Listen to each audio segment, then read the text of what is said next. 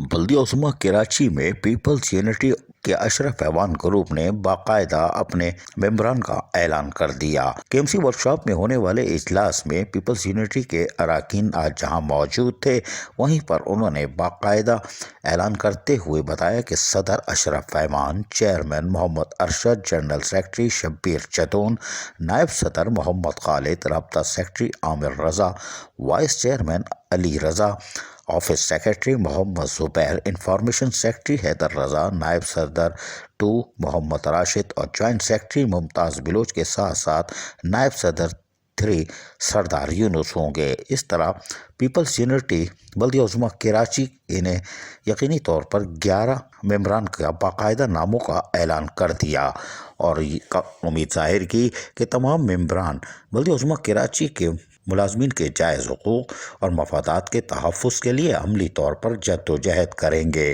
इस मौके पर इजलास का जहाँ इनेकाद किया गया था, वहीं तमाम मेंबरान ने नारेबाजी भी की और हम आपको सुनवा देते हैं। जी पुटो सुनिए।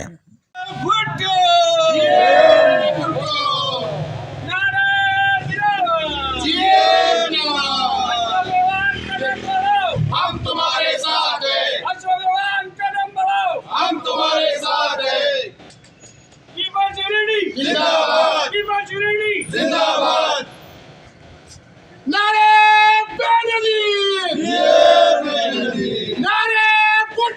ये है पीपल्स यूनिटी बल्दिया उज़्मा कराची अशरफ ऐवान ग्रुप, जिसने आज अपनी 11 रुकनी कमेटी का बाकायदा ऐलान कर दिया और यकीनी तौर पर अब इस कमेटी का फ़र्ज़ बनता है कि वो बल्दियाती मुलाजमीन, चाहे वो महकमा बाग़ात के हों, MND के हों, फायर ब्रिगेड के हों या दीगर महकमा जात के या ऑफिस में बैठे हुए एडमिनिस्ट्रेशन से ताल्लुक़ रखने वाले 1 से लेकर 11 ग्रेड के मुलाजमीन के जायज़ हुकूक और उनके मफादात का तहफ़्फ़ुज़ करें। उसके साथ साथ यकीनी तौर पर ये रिटायर्ड मुलाजमीन की भी आवाज़ बनेंगे, खुसूसन वो रिटायर्ड मुलाजमीन जो कि भीख मांगते मांगते कब्रों में जा चुके हैं और उनकी बेवा और यतीम बच्चे सिसक के मर रहे हैं और उनको 2015 से बकायाजात नहीं मिल रहे।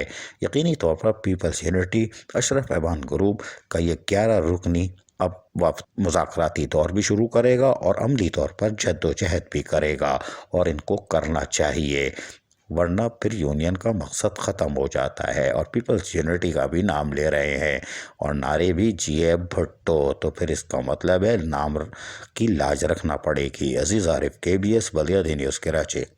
ऐसी ही खूबसूरत वीडियोस फ्यूचर में हासिल करने के लिए रेड बटन पर क्लिक करके और बेल आइकॉन को प्रेस करके हम सबके सब्सक्राइबर बनना मत भूलिए।